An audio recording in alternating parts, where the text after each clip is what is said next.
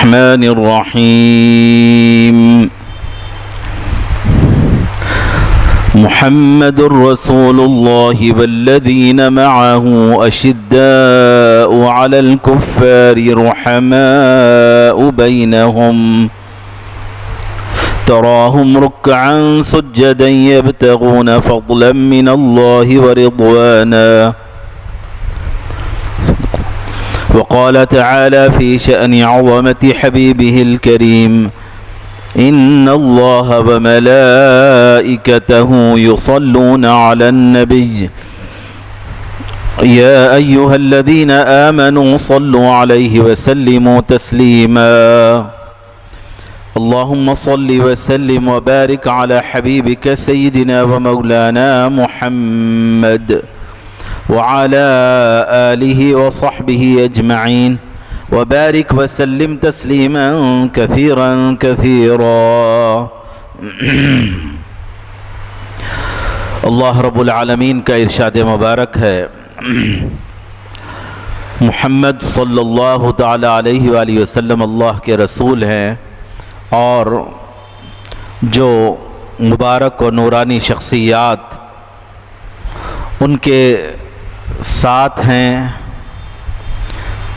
وہ اللہ کے نافرمانوں پر، کافروں پر سخت ہیں،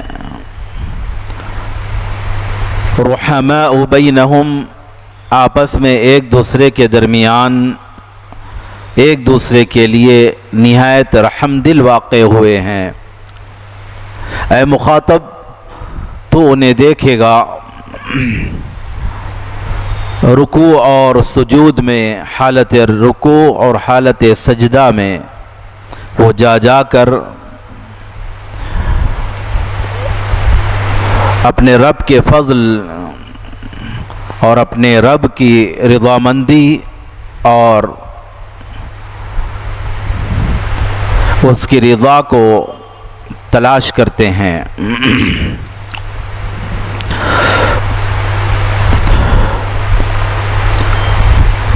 آیت مذکورہ میں اللہ تبارک و تعالی نے اپنے حبیب پاک علیہ الصلاۃ والتسلیم اور ان کے جانثار صحابہ کرام رضوان اللہ تعالی علیہم اجمعین کی متبرک اور ان کی نورانی خصلتوں کو، خصائل کو، ان کے اوصاف کو اللہ تبارک و تعالی نے بیان فرمایا ہے، جہاں پر صحابہ کرام رضوان اللہ تعالی علیہم اجمعین اللہ تبارک و تعالی کے نافرمانوں پر سخت ہیں، تو وہیں پر ایمان والوں کے لیے آپس میں نہایت رحم دل واقع ہوئے ہیں، اور اللہ تبارک و تعالیٰ کی رضا جوئی کے لیے وہ کسی قسم کے کوششوں میں کسی قسم کی کمی کوتاہی نہیں کرتے۔ اللہ تبارک و تعالیٰ کی رضا اور اس کی خوشنودی کے حصول کے لیے وہ بدنی عبادات، مالی عبادات میں بہت زیادہ محنت و جستجو کرتے ہیں۔ اسی لیے صحابہ کرام رضوان اللہ تعالی علیہم اجمعین کی مبارک زندگیوں میں ریاضات و مجاہدات جہاں پر عبادتوں کی کثرت کی شکل میں ہم دیکھتے ہیں، تو وہیں پر انفاق فی سبیل اللہ، اللہ کی راہ میں خرچ کرنا اور اللہ کی راہ میں مال کو لٹانا، یہ وصف بھی ان کی مبارک زندگیوں میں نمایاں نظر آتا ہے۔ یوں تو بحیثیت مجموعی تمامی صحابہ کرام رضوان اللہ تعالی علیہم اجمعین جو نبی پاک صلی اللہ تعالی علیہ وآلہ وسلم کی برکتوں والی نورانی صحبتوں کی مبارک نشستوں سے استفادہ کیے ہوئے ان مجلسوں کی تربیت یافتہ ہیں جو نبی پاک صلی اللہ تعالیٰ علیہ وسلم کی مبارک فیض گاہیں تھیں، جس کے اثرات ان کی زندگیوں میں نمایاں نظر آتے ہیں۔ بالخصوص یہ اوصاف خلفائے راشدین رضوان اللہ تعالیٰ علیہم اجمعین جو نبی کریم صلی اللہ تعالیٰ علیہ وآلہ وسلم کے دنیا سے پردہ فرما جانے، انتقال فرما جانے کے بعد جو ان کے جانشین بنے خلفاء، خلیفہ اول حضرت سیدنا ابو بکر صدیق رضی اللہ تعالیٰ عنہ، پھر ان کے بعد خلیفہ دوم حضرت سیدنا عمر فاروق اعظم رضی اللہ تعالیٰ عنہ،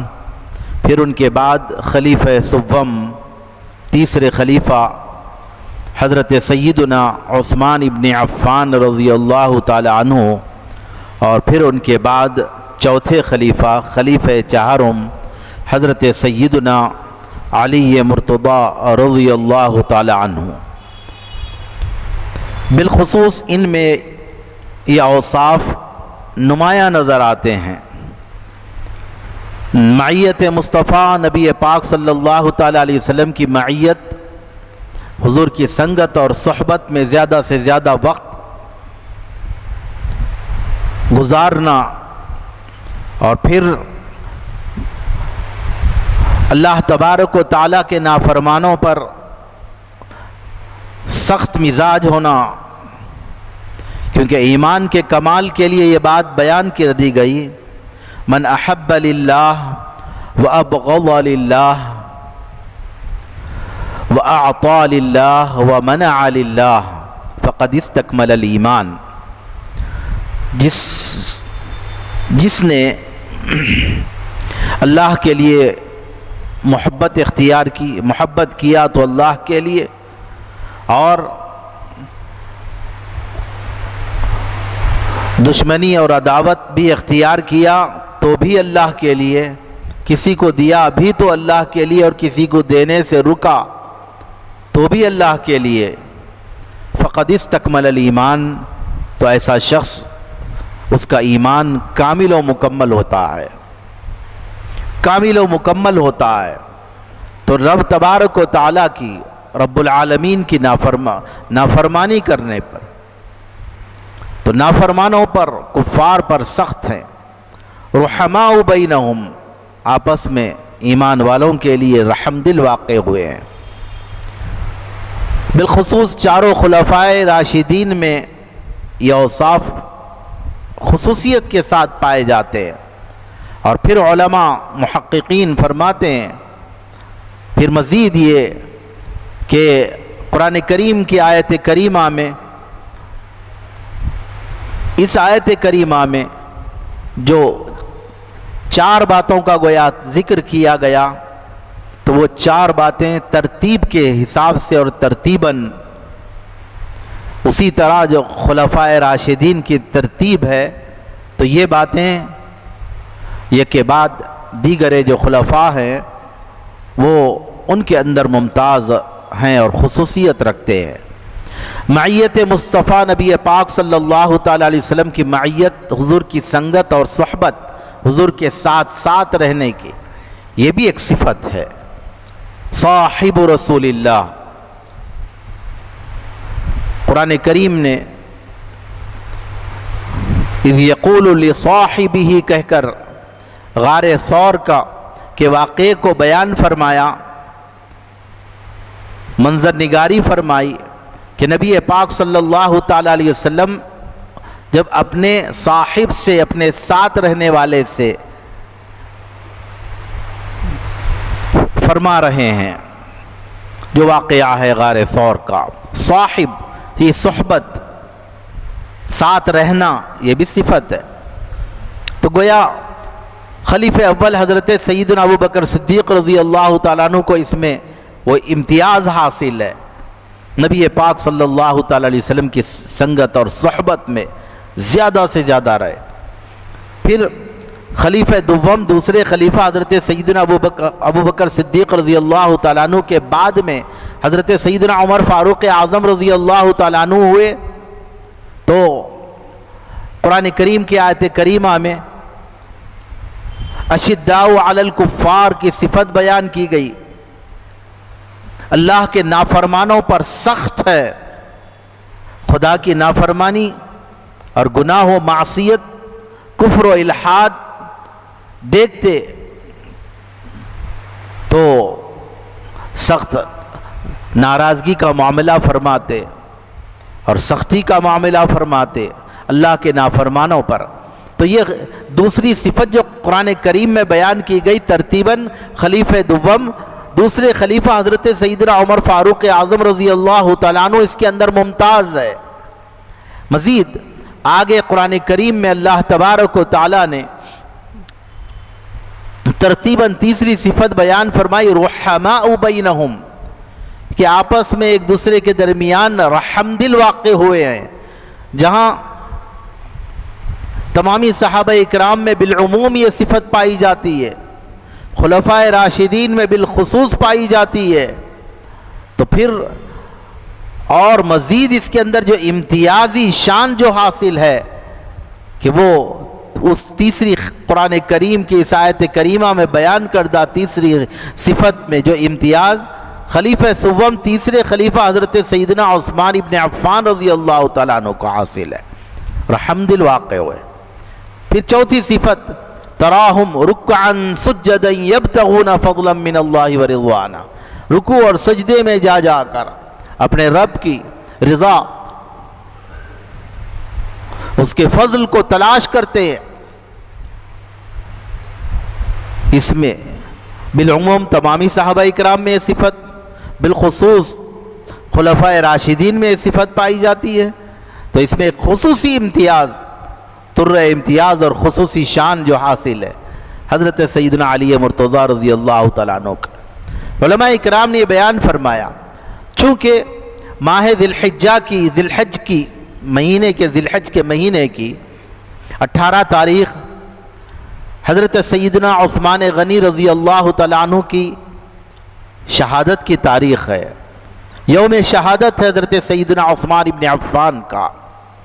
نبی پاک صلی اللہ تعالیٰ علیہ وآلہ وسلم نے پہلے ہی سے کئی مرتبہ حضرت سیدنا عثمان غنی رضی اللہ تعالیٰ عنہ کی شہادت کے متعلق اظہار فرما دیا تھا۔ تمامی صحابہ اکرام کا، خلفائے راشدین کا، جو کیونکہ شہادت ایک عظیم مرتبہ ہے، اللہ تبارک و تعالیٰ کی طرف سے جو جس بندے کو عطا کیا جاتا ہے اسے بڑی شان عطا کی جاتی ہے، مرتبہ شہادت۔ حضرت سیدنا ابو بکر صدیق رضی اللہ تعالیٰ عنہ کو بھی غار ثور میں جس زہریلے سانپ نے ڈنک مارا تھا، جو شدت تکلیف سے حضرت سیدنا ابو بکر صدیق رضی اللہ تعالیٰ عنہ کی آنکھوں سے آنسو نکلے، بڑی شدید تکلیف اور درد کی کیفیت تھی۔ نبی پاک صلی اللہ تعالیٰ علیہ وآلہ وسلم حضرت سیدنا صدیق اکبر کو اس وقت میں جو سانپ کاٹا تھا اس مقام پر اپنا لعاب دہن، اپنا تھوک مبارک، اپنا لعاب دہن مبارک نبی پاک صلی اللہ تعالیٰ علیہ وآلہ وسلم نے لگا دیا تھا۔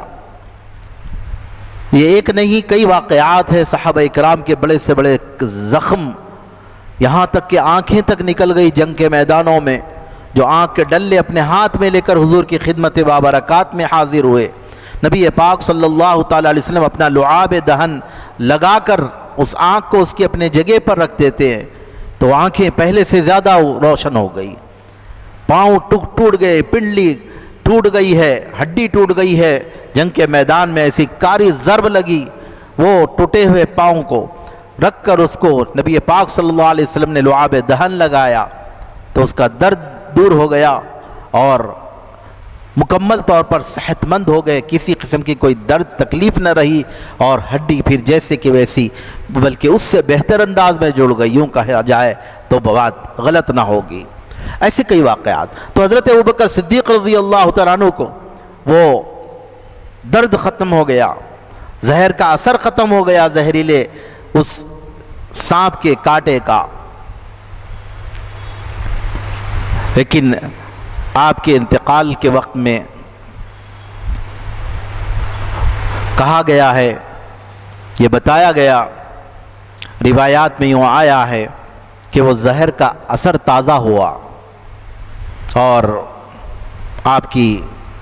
موت واقع ہوئی۔ تو اس طرح سے بھی شہادت کا درجہ ہے۔ تو شہادت کا درجہ اس اعتبار سے بھی سیدنا صدیق اکبر کو حاصل ہوا، وہ بھی شہادت ہے۔ کسی ایکسیڈنٹ میں انتقال ہوتا ہے تو دو مراتب شہادت بیان کیے گئے ہیں، تب ایک مرتبہ ہے تو یہ شہادت۔ پھر اس کے بعد سیدنا عمر فاروق رضی اللہ تعالیٰ عنہ کی، وہ تو باضابطہ طور پر دشمن اسلام نے مسلح پر آپ پر حملہ کیا، زہریلے خنجر سے آپ شہید ہوئے۔ حضرت سیدنا عثمان غنی شہید ہوئے، مولا کائنات حضرت سیدنا علی مرتضیٰ شہید ہوئے، حضرت امام حسن شہید ہوئے، حضرت امام حسین شہید ہوئے۔ یہ مرارات شہادت دیکھیے آپ، شہادت کا ایک سلسلہ ہے۔ اللہ اکبر۔ بہرکیف 18 ذی الحجہ حضرت سیدنا عثمان غنی رضی اللہ تعالیٰ عنہ خلیفہ سوم، تیسرے خلیفہ، ان کی شہادت کی تاریخ ہے، ذی الحجہ کی 18 تاریخ۔ اب ہمارے اپنے اندر جو انس، محبت، تعلق، وارفتگی اور عقیدت کا رشتہ جو قائم رہنا ہے، قائم ہونا چاہیے نبی پاک صلی اللہ تعالی علیہ وسلم کی ذات کریمہ سے، نبی کریم صلی اللہ تعالی علیہ وسلم کے خانوادے کے مبارک متبرک نفوس قدسیہ سے، اہل بیت اطہار سے، نبی پاک صلی اللہ تعالی علیہ وسلم کے جانثار صحابہ اکرام سے،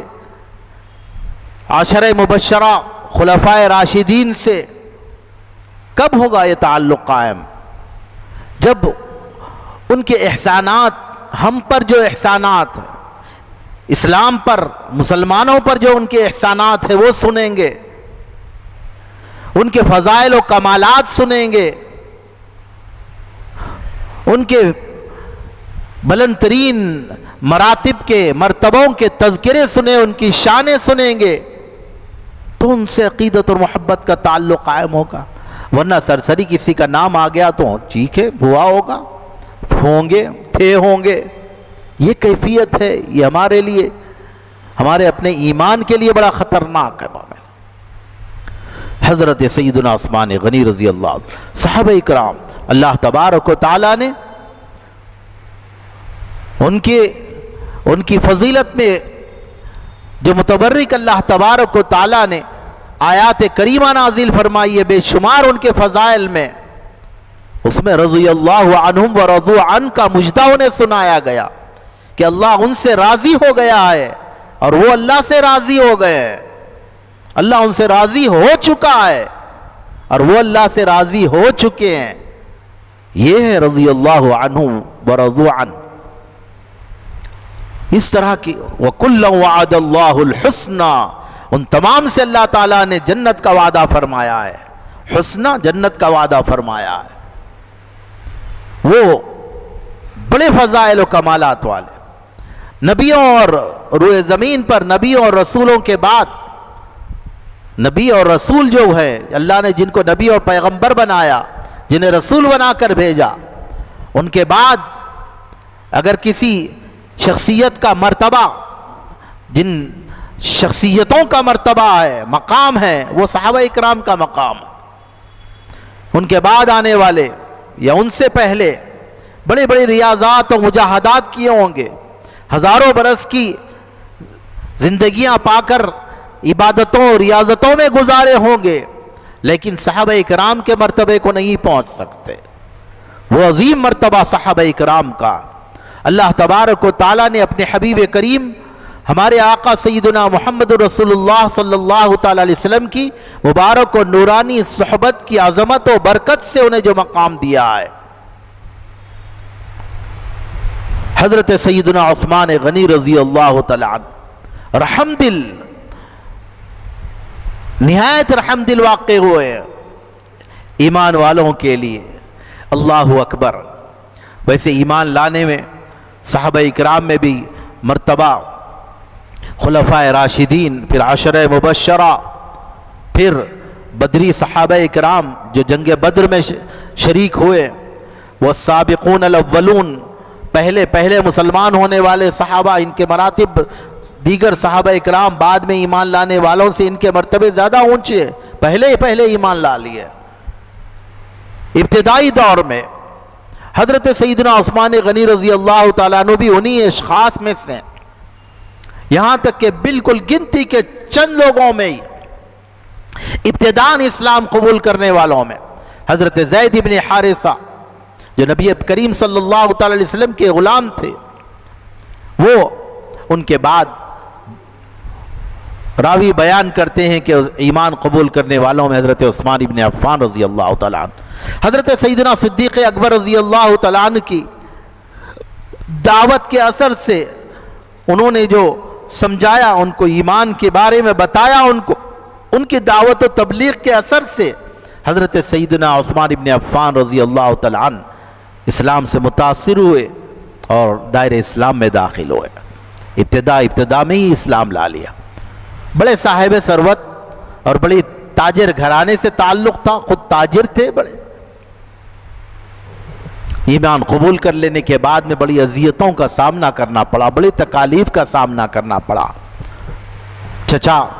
بڑی اذیتیں اور تکلیفیں دیے، بڑی شدید زد و کوب کیا ایمان لا لینے کی بنا پر. سابقہ اپنا دین، شرک و بت پرستی والا جو دین چل رہا تھا، رائج تھا مکے کی سرزمین پر، اس کے چھوڑنے اور اسلام الہ واحد وحدہ لا شریک اللہ تبارک و تعالیٰ کی توحید کے قائل ہونے اور اللہ وحدہ لا شریک ایک اللہ کی عبادت کرنے کے اس دین کو قبول کر لینے پر بڑی اذیتیں اور شدید تکلیفوں کا، اذیتوں کا سامنا کیا، لیکن اسلام سے منہ نہیں پھیرا. السابقون الاولون میں پہلے مسلمان ہونے والوں میں حضرت سیدنا عثمان ابن عفان رضی اللہ عنہ بڑے امتیازات حاصل ہیں. اللہ اکبر. حضور نبی پاک صلی اللہ تعالی علیہ وآلہ وسلم نے حضرت سیدنا عثمان ابن عفان رضی اللہ تعالی عنہ کو وہ مقام عطا فرمایا کہ تاریخ انسانی میں ایک تنہا حضرت عثمان ابن عفان رضی اللہ تعالیٰ عنہ ہے اس مقام پر فائز. ان کے علاوہ کوئی اور اس مقام کو نہیں پایا، نہ پا سکتا ہے. حضرت آدم علیہ السلام سے لے کر قیامت تک وہ تنہا اس مقام پر فائز ہے.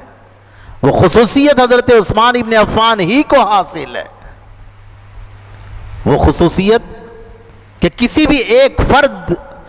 واحد اور کسی بھی ایک فرد کے نکاح میں، عقد میں کسی نبی کی دو بیٹیاں نہیں آئی. ایک فرد کے عقد میں کسی نبی کی دو بیٹیاں نہیں آئی سوائے عثمان ابن عفان کے. حضور نبی پاک صلی اللہ تعالی علیہ وآلہ وسلم نے اپنی صاحبزادی حضرت ام کلثوم حضرت رقیہ رضی اللہ تعالیٰ عنہ کا عقد ان سے فرمایا، حضرت عثمان ابن عفان سے. یقینی طور پر داماد کے لیے انتخاب ہوتا ہے. اگر آپ کے بھی سامنے اگر یہ بات رکھی جائے تو لوگوں میں 10 آدمیوں کو چھوڑو، 100 آدمیوں کو چھوڑو، اس میں سے آپ اپنے لیے داماد کا انتخاب کریں. آپ کن کو دیکھیں گے؟ 100 میں سب سے بیسٹ جو ہوگا، ان 100 میں سب سے بہتر جو ہوگا اسی کو آپ داماد کے لیے منتخب کریں گے. دامادی کے لیے اسی کو منتخب کریں گے، اس کو میں داماد بناؤں. نہیں، کوئی بھی چلتا بول کے ایسا نہیں ہوتا نا، ہر کوئی یہی کرتا ہے. اللہ اکبر، نبی پاک صلی اللہ تعالیٰ علیہ وسلم کی نگاہ انتخاب ہے، حضرت عثمان ابن عفان کو منتخب کیا، حضرت رقیہ اپنی صاحبزادی کا عقد ان سے فرمایا۔ بڑے نبی کریم صلی اللہ تعالیٰ علیہ وسلم کی صاحبزادی کو جو حقوق ہے زوجین کے، وہ حقوق کی مکمل طور پر ادائیگی ہو رہی ہے، بڑی خوش و خرم، ان کے حقوق پورے ادا ہو رہے ہیں، پوری پاس و لحاظ جو کچھ شریعت مطہرہ کا قانون ہے کہ ایک بیوی کو کیسے رکھنا چاہیے، کیسے اس کو عزت و احترام دینا چاہیے، اس کے حقوق کا کیسے خیال کرنا چاہیے۔ اللہ اکبر۔ اس کے بعد ایک عرصے کے بعد وہ بیمار ہوئیں، بڑی ان کی تیمارداری میں خود حضرت عثمان ابن عفان رضی اللہ تعالیٰ عنہ ان کی تیمارداری میں رہے، یعنی مرض میں، بیماری میں جو تیمارداری کرتے ہیں ان کے ساتھ رہ کر دوا وغیرہ کا خیال کرنا، یہ سب ان کی تیمارداری کے لیے اپنی بہت ساری مصروفیات کو آپ نے ترک کیا، یہاں تک کہ آپ غزوات میں بھی جانے سے رک گئے، غزوے میں جہاد میں جانے سے بھی رکنا پڑا حضرت رقیہ رضی اللہ تعالیٰ عنہ کی علالت کی وجہ سے، اپنی اہلیہ کی علالت کی وجہ سے۔ بہرکیف ان کا انتقال ہو گیا۔ ان کے انتقال کے بعد نبی کریم صلی اللہ تعالیٰ علیہ وآلہ وسلم نے پھر اپنی دوسری صاحبزادی کا عقد بھی حضرت ام کلثوم کا عقد پھر حضرت عثمان سے کر دیا۔ اللہ اکبر، یہ کیا معاملہ ہوتا بھئی؟ اونچ نیچ رہا تو بھئی کوئی ہوتا ہے جی، 100% فٹ نہیں ہوتے بھئی، کچھ 50% یا 60% کچھ صحیح طور پر رہے تو ایک 40% اونچ نیچ ہوئی ہے، تو پھر ویسے کو مسترد کر دیتے، ٹھیک ہے بھئی ایک دیے دیکھ لیے، چھوڑ دو اب دوسرے کو دیکھیں گے، دوسرے داماد کا انتخاب۔ وہ کامل مکمل فٹ حضرت عثمان غنی رضی اللہ تعالیٰ عنہ اترے کہ نبی کریم صلی اللہ تعالیٰ علیہ وآلہ وسلم پھر اپنی دوسری صاحبزادی حضرت ام کلثوم رضی اللہ تعالیٰ عنہ کا عقد حضرت عثمان غنی رضی اللہ تعالیٰ عنہ سے فرمایا۔ اب پہلے وہ صاحبزادی کے انتقال کے بعد شریعت میں یہ قانون بھی ہے، یہ ذہن میں رکھیں آپ بھی، کیونکہ ایسی چیدہ اطلاعات ملتی ہیں کہیں کہیں سے کہ بھئی فلاں شخص ہے کہ اس کے عقد میں 2 سگی بہنوں کو نکاح کر کے رکھ لیا ہے۔ شریعت میں اجازت نہیں ہے، قطعی طور پر حرام ہے۔ پہلا جو دوسری سے نکاح کرا تو نکاح ہوتا ہی نہیں ہے، وہ حرام کاری ہے صرف وہ۔ وَأَن تَجْمَعَ بَيْنَ الْأُخْتَيْنِ إِلَّا مَا قَدْ سَلَفَ، یہ بات حرام کر دی گئی کہ 2 بہنوں کو کوئی شخص اپنے نکاح میں جمع کرے، سگی بہنیں ہوں یا اللاتی بہن، سوتیلی بہن جیسا آتی ہے، یہ مسائل سے واقف ہونا بھی ضروری ہے۔ بھئی فلاں ہے، ارے بڑے خوش و خرم ہے، ارے خوش و خرم ہوں گے، سب ہوں گے، لیکن زندگی حلال کا ہے، وہاں تو حرام حرام حرام ہے محض۔ بہرکیف انتقال اگر ہو گیا ہے، انتقال ہونے کے بعد، گزرنے کے بعد میں 1 نہیں 2 نہیں 3 نہیں 4 ایک گزر گئی، دوسری بھی گزر گئی، طویل عمر پائے جناب محترمات کا عارضے ہے، بیماریاں آئیں، مختلف مراحل سے گزرتے، ایک انتقال 2 ہوا، دوسری تیسری کا انتقال، چوتھی سگی بہنوں کا، ایسی امکانات ہے۔ نبی پاک صلی اللہ تعالی علیہ وسلم نے فرمایا بھی، پھر دوسری صاحبزادی کا عقد حضرت عثمان سے فرمایا، حضرت عثمان غنی رضی اللہ تعالیٰ عنہ سے ایک عرصہ وہ رہی، پھر ان کی بھی علالت، ان کی طبیعت خراب ہوئی، ناساز ہوئی، لاکھ کوششیں کرنے کے باوجود بھی ان کا بھی انتقال ہو گیا۔ حضرت عثمان غنی رضی اللہ تعالیٰ عنہ بڑے ملول تھے، بڑے رنج و ملال میں تھے۔ نبی پاک صلی اللہ تعالیٰ علیہ وسلم نے لوگوں کو جمع فرما کر حضور نے لوگوں سے فرمایا کہ اے لوگو، عثمان کو بیٹی دو، ترغیب دلائی، ان کی اچھائیاں ہیں گویا، ترغیب دلا کر حضور نے عثمان کو بیٹی دو، اگر مجھ کو 40 بیٹیاں بھی اگر ہوتی ابھی تو ایک کے بعد ایک کر کر میں عثمان کے عقد میں دے دیتا ہوں۔ اللہ اکبر، 2 بیٹیاں نبی پاک صلی اللہ تعالیٰ علیہ وآلہ وسلم کی حضرت عثمان ابن عفان رضی اللہ تعالیٰ عنہ کے عقد میں آئی۔ حضرت عثمان غنی رضی اللہ تعالیٰ عنہ کے القاب میں ذو النورین ان کا لقب ہے، ان کو یاد کیا جاتا ہے ذو النورین سے۔ ذو النورین مانے دو نور والے۔ نبی پاک صلی اللہ تعالیٰ علیہ وآلہ وسلم نے حضور نور، حضور کی آل نور، صاحبزادیہ نور ہے، نور کی سرکار سے پایا ہے دوشالہ نور کا۔ حضرت عثمان غنی رضی اللہ تعالیٰ عنہ کی منقبت میں ہی اعلیٰ حضرت امام میں اہل سنت امام احمد رضا خان فاضل بریلوی علیہ رحمت و رضوان نے یہ شعر فرمایا ہے، نور کی سرکار سے پایا ہے دوشالہ نور کا۔ تو یہ ذو النورین حضرت عثمان غنی رضی اللہ تعالیٰ عنہ، دو نور والے۔ تو یہ منفرد اعزاز حضرت عثمان غنی رضی اللہ تعالیٰ عنہ کو حاصل ہے کہ کسی بھی ایک فرد کے عقد میں کسی نبی کی دو بیٹیاں اگر آئی ہیں تو وہ حضرت عثمان غنی رضی اللہ تعالیٰ عنہ کی ذات۔ حضرات گرامی، کامل الحیاء والایمان، حضرت عثمان غنی رضی اللہ تعالیٰ عنہ کو حیا میں کامل ہے، ایمان میں کامل، ان کے مبارک اوصاف میں یہ بیان ہوتا ہے کامل الحیاء والایمان۔ جامع القرآن کہا جاتا ہے، جمع قرآن کا تو سلسلہ حضرت سیدنا ابوبکر صدیق رضی اللہ تعالیٰ عنہ کے مبارک دور میں ہی ہوا، پھر آپ نے باضابطگی اس کے اندر لائی اور اس کو پھر پھیلایا، ناشر القرآن، قرآن کو پھیلایا گیا۔ مسلمانوں کی جو سلطنتیں اور مسلمان جو پھیل گئے تھے، 3 بر اعظموں تک پھیل گئے تھے مسلمان، قرآن کو باضابطہ لکھوا کر اس کی کاپیز کروا کر اس کو مسلمانوں کے درمیان میں جہاں جہاں مسلمان وہاں پر ان کے نقل کو، ان کی نقل کو، کاپیز کو لکھوا کر بھجوایا تھا آپ نے۔ حضرت عثمان غنی رضی اللہ تعالیٰ، حیا کا معاملہ ہے، حیا تو ایمان ہے، الحیاء شعبۃ من الایمان، حیا ایمان کا حصہ ہے، ایسا حصہ ہی نہیں بلکہ ایسا حصہ ہے کہ حیا کو اگر ہٹا دو تو ایمان کا تصور ادھورا ہو جاتا ہے۔ نبی پاک صلی اللہ تعالیٰ علیہ وسلم نے جہاں پر الحیاء شعبۃ من الایمان فرمایا کہ حیا ایمان کا شعبہ، ایمان کا حصہ ہے، تو یہ بھی فرمایا من لا حیاء لہ لا ایمان لہ، جس کو حیا نہیں ہے اس کو ایمان نہیں ہے، جو حیا والا نہیں ہے وہ ایمان والا نہیں ہے۔ اللہ اکبر۔ لیکن حضرت عثمان غنی رضی اللہ تعالیٰ عنہ کامل الحیاء، حیا میں ایسے کامل و مکمل کہ طبیعت میں وہ حیا داخل تھی، طبیعت میں اتنی حیا داخل تھی، یہاں تک آیا ہے کہ وہ حمام میں نہاتے، جہاں حمام میں نہاتے، اگر کوئی کسی طرح کا اس کو کوئی کھڑکی بھی نہیں ہے اگر کسی طرح کی، تب بھی بے لباس ہو کر نہیں نہاتے تھے، لباس کے ساتھ ہی نہایا کرتے تھے، اتنی حیا ان کے اندر تھی۔ اللہ اکبر۔ یہاں تک کہ نبی کریم صلی اللہ تعالیٰ علیہ وآلہ وسلم ایک مرتبہ تشریف فرما ہے دولت خانے میں، مکان میں بیٹھے ہیں بے تکلف، اپنے اہل خانہ کے ساتھ میں دروازے پر دستک ہوئی، پوچھا گیا کون؟ عرض کیا گیا، آواز آئی ابو بکر ہیں۔ حضور وہی بے تکلفی کے ساتھ بیٹھے ہیں۔ حضرت ابو بکر سسرے بھی ہیں، بھئی صحابی ہیں، حضور کے غلام ہیں،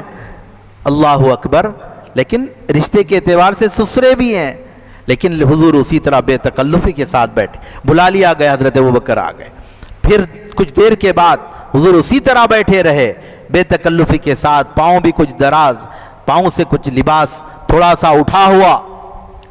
سا لباس اٹھا ہوا، پنڈلیوں کے اوپر تک کچھ اٹھا ہوا لباس ہے۔ لیکن یہ بات بھی ذہن میں رکھیں، مرد کے لیے جو لازمی ستر ہے، یعنی چھپانا جس کو بولتے ہیں، ستر چھپانے کو کہتے ہیں، وہ گھٹنے کے نیچے تک لازم ہے، لازم فرض ہے اس کے اوپر، گھٹنے کے اوپر اٹھاتا ہے تو یہ حرام ہے، حرام۔ گھٹنے کے نیچے تک، ناف، یہ بمبی جو بولتے ہیں، ناف کے اوپر سے لے کر گھٹنے کے نیچے تک اتنا مرد کے لیے ستر چھپانا لازم و ضروری ہے۔ جی نہیں گھر میں ہی ہے بول کے آپ شارٹ پینٹ بول کے نام نکل گیا ہوا، شارٹ پینٹ بول کے چڈی پہن کے نکل جا رہے، نہیں گھر میں ہی تھا، باہر نکل کے پھر رہا ہے ایسا، استغفر اللہ العظیم، حرام ہے۔ گھٹنے کے اوپر یہ پہن کے اس طرح سے نکل، یہاں تک بھی پہن لیا تو تھوڑی سی حرکت میں اوپر اڑ جاتا گھٹنے کے اوپر، یہ نکل گیا فیشن، پہننے لگے ہیں سب، یہ نہیں ہوتا۔ نہیں گھر میں تو کیا، گھر میں کون، آپ اکیلے بھی رہے تو شرم حیا رہنا ہے کہ بے لباس ہو کے تھوڑی رہیں گے، کوئی بھی نہیں ہے نا گھر میں، بول کے سارے کپڑے اتار کے تھوڑی رہتے، شرم حیا کے بھی تو تقاضے ہیں۔ تو لباس کے معاملے میں بھی تنہا گھر میں کوئی نہیں، گھر میں بھائیاں بھی تو بھائیوں کے سامنے بھی نہیں اٹھا سکتے، والد بھی ہے تو والد کے سامنے بھی، بالغ ہونے کے بعد میں والد کے سامنے، والدہ بھی ہے تو نہیں اٹھا سکتا گھٹنے کے اوپر، ضرورتاً معالج ہے، علاج معالجے کے لیے، ضرورتاً کچھ بھی تیمارداری کے لیے، ضرورتاً بس اس حد تک، اس کے علاوہ صرف اپنی منکوحہ اپنی بیوی کے ساتھ ہے تو الگ بات ہے، اس کے علاوہ نہ ماں باپ نہ بھائی بہنیں، گھٹنے کے نیچے تک چھپانا لازم و ضروری ہے۔ یہ رواج مسلمانوں کے درمیان میں بالکل ختم ہونی چاہیے، جو آہستہ آہستہ بڑھ رہا ہے آگے۔ یہ بڑے بڑے نکرز مل رہے ہیں، پوچھا میں ایک نوجوان سے کہ یہ آپ پہنے، ٹھیک ہے آپ کے والد کبھی ایسا پہنے، یہ جو پہن کے نکلے شارٹ پینٹ بول کے، آپ نہیں والد صاحب نہیں پہنے، تو آپ یہ پہن لیے، اب آپ کی اولاد کیا کری، وہ آپ کی اولاد اور چھوٹے پہ آ جائے گی، پھر آپ کے رہتے رہتے آپ کے پوترے بھی آئیں گے تو نہ جھانگے پہن کے نکل جائیں گے، جی بالکل شارٹ پہن کے نکل جائیں گے، یا بالکل وہ بھی اتار کے نکل جائیں گے۔ ترقی یافتہ دور ہے، ترقی کیونکہ والد نے پہنے تھے آپ پہنے یہاں تک، پھر اب آپ یہاں تک پہنے تو آپ کی اولاد یہاں تک آ جائے گی، پھر آپ بڑے ہونے تک پوترے سامنے جب آئیں گے وہ بالکل اتنے نے تو پورے اتار کے آ جائیں گے سامنے۔ ختم کریے یہ، استغفر اللہ العظیم۔ بہرکیف حیا ایمان کا حصہ ہے، حیا ایمان کا حصہ ہے، الحیاء شعبۃ من الایمان، حیا ایمان کا حصہ ہے، جس کو حیا نہیں ہے اس کو ایمان نہیں ہے۔ حضرت عثمان غنی رضی، حضرت عمر فاروق دستک ہوئی، حضرت عمر ابن خطاب، حضور نے بلا لیا، وہ بے تکلفی کے ساتھ تشریف فرمائے۔ پھر کچھ دیر کے بعد دستک ہوئی، پوچھا گیا کون، عرض کیا عثمان، حضور نے فرمایا کہ تھوڑی دیر رکوا دو، حضور سیدھے ہو گئے، بے تکلف جو بیٹھے تھے سیدھے ہو گئے اور اپنے لباس کو مکمل طور پر اپنے پاؤں کو ڈھانپ لیا، نیچے تک ڈھانپ لیا، کوئی آپ اور کور کر لیا، اور مزید زیادہ جتنا ممکن ہے حضور نے پورے طور پر، پھر سیدھے سے بیٹھ گئے اور پھر فرمایا، جبکہ حضرت ابوبکر بھی سسرے، حضرت عمر بھی سسرے، وہی بے تکلفی کے ساتھ، حضرت عثمان جبکہ داماد ہیں، داماد بیٹا جیسا نا، داماد ہیں، لیکن حضور بے تکلفی سے جو بیٹھے تھے نہیں، سیدھے بیٹھ گئے، سیدھے سے بیٹھ کر لباس کو اپنے مکمل کر لیا اور پھر فرمایا بلا عثمان کو۔ حضرت عثمان غنی آئے، بیٹھے، نشست ہوئی، ختم ہو گئی۔ اللہ اکبر۔ امہات المومنین دیکھ رہی تھی یہ معاملہ، پوچھا نبی پاک صلی اللہ علیہ وسلم کے گھر والے، پوچھا ہے رسول اللہ یہ عجیب معاملہ ہے، ہم نے دیکھا کہ جب ابو بکر آئے تو آپ اسی طرح بیٹھے رہے، حضرت عمر آئے ویسے ہی بیٹھے رہے، عثمان آئے تب آپ لباس کو مکمل درست کیا، پھر آپ عثمان کو آنے کی اجازت آپ نے دی۔ نبی پاک صلی اللہ تعالی علیہ وسلم نے اس وقت فرمایا، کیا میں ایسے فرد سے، ایسے شخص سے نہ حیا کروں، نہ شرماؤں جس سے اللہ کے فرشتے، رحمان کے فرشتے حیا کرتے ہیں، جس سے فرشتے حیا کرتے ہیں، کیا میں اس سے حیا نہ کروں؟ حضرت عثمان ابن عفان رضی اللہ تعالیٰ عنہ، یہ صحابہ اکرام کے ہمارے اسلاف کی مبارک زندگیاں ہیں، کیسی حیا کا معاملہ ان کا۔ اللہ الصمد، اللہ تبارک و تعالیٰ ان کے مبارک زندگیوں کے جو کچھ ہے، اسی طرح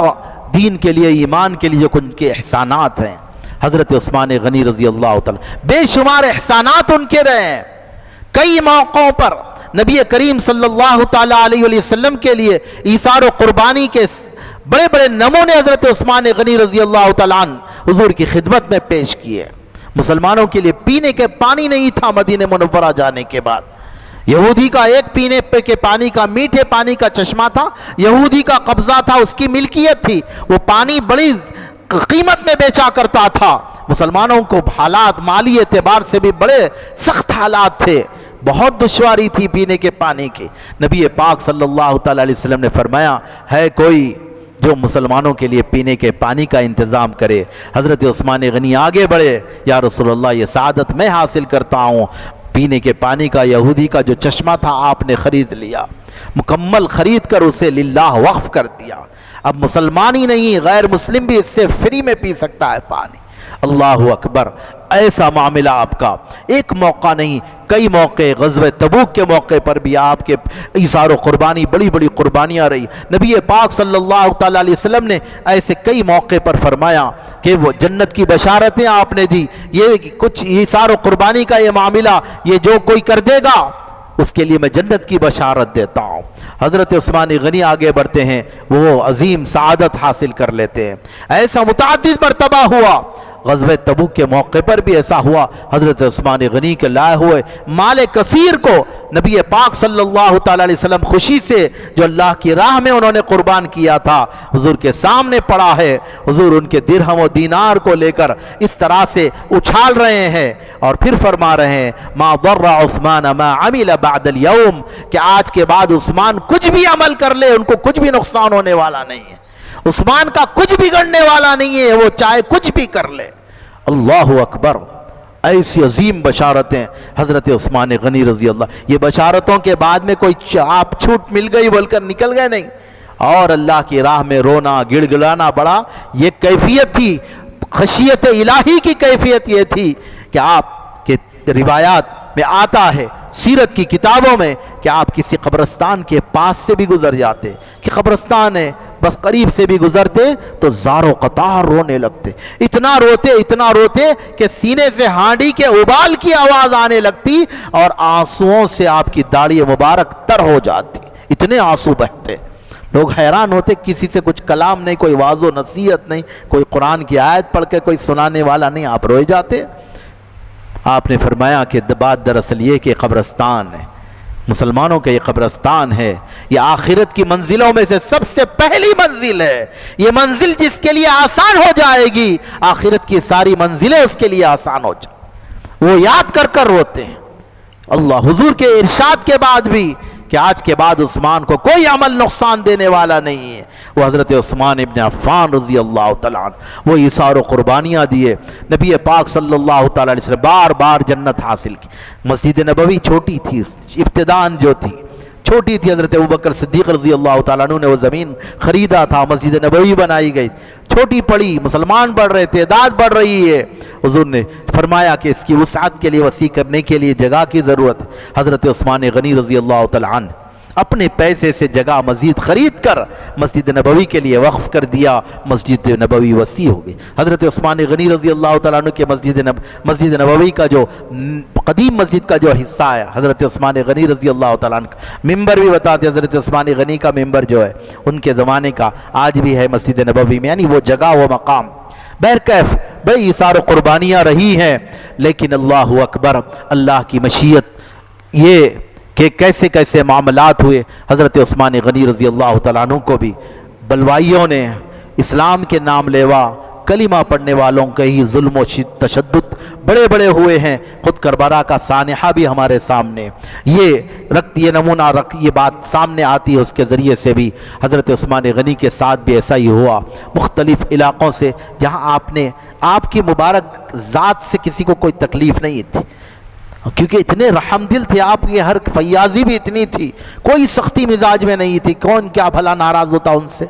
بہرکیف لیکن جن گورنروں کو آپ نے مقرر کیا تھا، وہ گورنروں کے کرتوتوں کی وجہ سے، ان کی حرکتوں کی وجہ سے اور کچھ اندرونی سازشوں کی وجہ سے لوگوں کے اندر بے چینی اور اختلاف اور انتشار کا ماحول پیدا ہوا، آپ سے اختلاف کرنے لگے۔ بہرکیف وہ اختلاف کی فضا اتنی بڑی کہ آخر کار حضرت عثمان غنی رضی اللہ تعالیٰ عنہ کو بڑی مظلومیت کے ساتھ شہید کیا گیا۔ خود آپ کے اپنے مکان میں مدینہ منورہ میں چاروں طرف سے گھیر لیا، ہزاروں کی تعداد میں لوگوں نے، آپ کے مشیر قریبی، آپ کے بہی خواہوں نے مشورہ بھی دیا کہ آپ فوج کو بلا لیں۔ سب سے بڑی سلطنت اس وقت دنیا میں حضرت عثمان غنی کی سلطنت، کوئی اور سلطنت نہیں تھی۔ آج جو امریکہ، یورپ، فلاں بتایا جا رہا ہے، عثمان غنی سب سے بڑا شہنشاہ دنیا کا۔ اللہ اکبر، آپ نے فرمایا کہ یہ مدینۃ الرسول ہے، میرے آقا میرے حبیب کا شہر ہے، میں یہاں پر خون ریزی پسند نہیں کرتا۔ آپ نے اپنے قریبی غلاموں کو بھی تاکید کر دی، خبردار تلوار نہیں اٹھانا، تلوار نہیں اٹھانا چاہے میرے ساتھ کچھ ہو جائے۔ اللہ اکبر۔ کہا ان لوگوں نے اصرار کیا آپ خلافت چھوڑ دیجئے۔ خلافت اپنی ذات کے لیے نہیں کرتے تھے یہ لوگ، کسی نے نہیں کیا خلفائے راشدین میں سے، اللہ اپنی ذات کے لیے نہیں، حق کے لیے تھا۔ انہوں نے فرمایا کہ میرے آقا نے مجھ کو تاکید کر دی تھی کہ اے عثمان اللہ تم کو قمیص پہنائے گا، یعنی جبہ، خلافت کا جبہ، سیقمصک اللہ، اللہ ان قریب تمہیں جبہ پہنائے گا، وہ خلافت کا جبہ ہے۔ منافقین اس کو چھیننا چاہیں گے، تم اپنی طرف سے اتار کر نہیں دینا یہاں تک کہ تم ہم سے آ کر ملنا۔ اللہ یعنی تمہیں شہید بھی کر دیا جائے تو تم اپنی طرف سے خلافت سے وڈرا نہیں ہونا، دستبردار نہیں۔ میرے آقا نے منع کر دیا تھا چاہے کچھ ہو جائے میں خلافت نہیں چھوڑوں گا۔ اللہ اکبر، اللہ اکبر۔ بہرکیف 40 دن تک پانی بند کر دیا گیا کہ باہر سے آپ کے مکان میں پانی نہیں پہنچتا تھا۔ اللہ اکبر۔ بڑی مظلومیت کے ساتھ آخر کار 18 ذی الحجہ کو گھر کے اندر پیچھے کے مکانوں سے داخل ہو کر کود کر اندر آپ پر حملہ کیا گیا۔ روزے کی حالت میں تھے، جمعے کا دن تھا، عصر کا وقت تھا، آپ قرآن کی تلاوت کر رہے تھے، قرآن کی تلاوت کر رہے تھے، آپ پر حملہ کیا گیا کہ آپ کے جب حملہ ہوا تو خون جو اڑ کر جس قرآن مجید سامنے رکھا تھا، آپ آیات پڑھ رہے تھے، پہلے پارے کے اختتامی آخری آیت تھی، اس کے اندر صبغۃ اللہ ومن احسن من اللہ، اللہ کا رنگ، جی کون ہے اللہ سے بہتر رنگ کیا ہے؟ یہ تو اللہ کا رنگ، وہ آیتوں کا تسلسل ہے، وہ آیتوں کا سلسلہ ہے، آپ تلاوت وہی کر رہے تھے، بس اس تلاوت کے دوران فَسَيَكْفِيكَهُمُ اللَّهُ، یہاں پر آپ کا مبارک خون گرا وہاں پر کہ فَسَيَكْفِيكَهُمُ اللَّهُ ان قریب، بس ان قریب اللہ تعالیٰ تمہارے لیے ان سے کافی ہو جائے گا۔ فَسَيَكْفِيكَهُمُ اللَّهُ کے معنی وہاں پر خون گرا۔ اللہ اکبر۔ بڑی روزے کی حالت میں 40 دن تک پانی آپ کے گھر پر بند کر دیا گیا، بڑی مظلومیت کے ساتھ آپ کی شہادت ہوئی ہے۔ حضرات گرامی، ہم پر لازم و ضروری ہے کہ ہم خلفائے راشدین کے احسانات کو بھی یاد رکھیں، ان کی مبارک شہادتوں کی، ان کی قربانیوں کے تذکروں کو بھی یاد کریں، تاکہ ہمارے اپنے اندر ایمان کی تازگی برقرار رہے اور ایمان میں تازگی پیدا ہو۔ اللہ تبارک و تعالی تمام امت مسلمہ کی طرف سے خلیفہ سوم حضرت سیدنا عثمان غنی رضی اللہ تعالیٰ عنہ کو جزائے خیر عطا فرمائیں۔ مولا تبارک و تعالی ان کی مبارک زندگی کی مبارک اوصاف اور ان کے مبارک اوصاف حمیدہ، خصائل حمیدہ کی کچھ جھلکیاں اللہ تبارک و تعالی ہماری اپنی زندگیوں میں بھی پیدا فرمائے۔ ان کی حیا کا صدقہ اللہ تبارک و تعالی ان کی حیا کی خیرات ہمارے نوجوانوں میں، لڑکوں اور لڑکیوں میں اور تمام امت کے اندر اللہ تبارک و تعالی اس کی خیرات کو تقسیم فرما دے۔ آمین بجاہ سید المرسلین وصلی اللہ تعالی علیہ وعلی آلہ وصحبہ اجمعین والحمد للہ رب العالمین۔